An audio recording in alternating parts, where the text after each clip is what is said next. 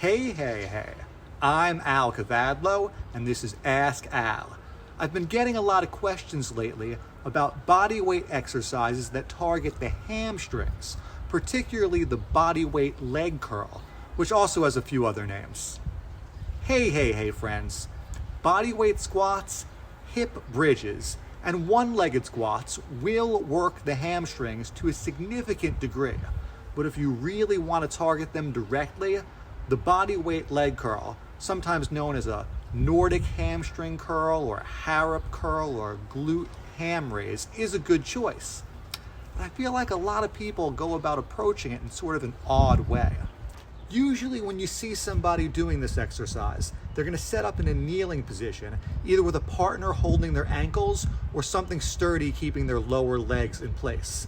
Then they're going to hinge from the knees and try to slowly lower themselves as close to the ground as they can, which for most people won't be very far, before they lose control and their arms are going to catch them, and then they're going to do a little mini push-up to get back to the start position. Now, this might be a good way to approach the exercise if your legs are already really strong and you're getting close to the full move.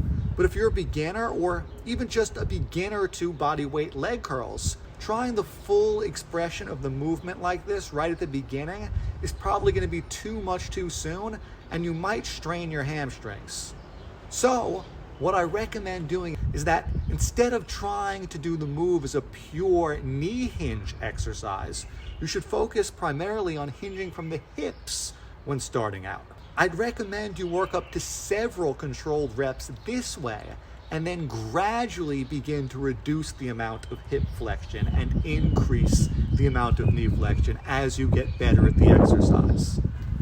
Like any other exercise, the key to progress is to find a less difficult variation that you can actually do well, and then, little by little, increase the difficulty by lengthening the lever over time. Hinging at the hip shortens the lever length, which makes it less difficult, and also allows the hip joint, which is generally much stronger and more stable than the knees, to do more of the work. The full Nordic curl, where the hips stay completely neutral, is so incredibly hard that very few people, even professional fitness trainers like myself, can do even one single rep. And yet, that seems to be the way most folks go about training for it. It's kind of like when you see people at the gym doing bench presses with way too much weight, and then they just have the spotter lift up half of it for them when they should just be doing less weight in the first place. Anyway, I hope this method is helpful for you. If it is, let me know in the comments below, and heck, even if it's not, let me know what you think. And if you enjoyed this episode, give me a thumbs up and make sure to subscribe.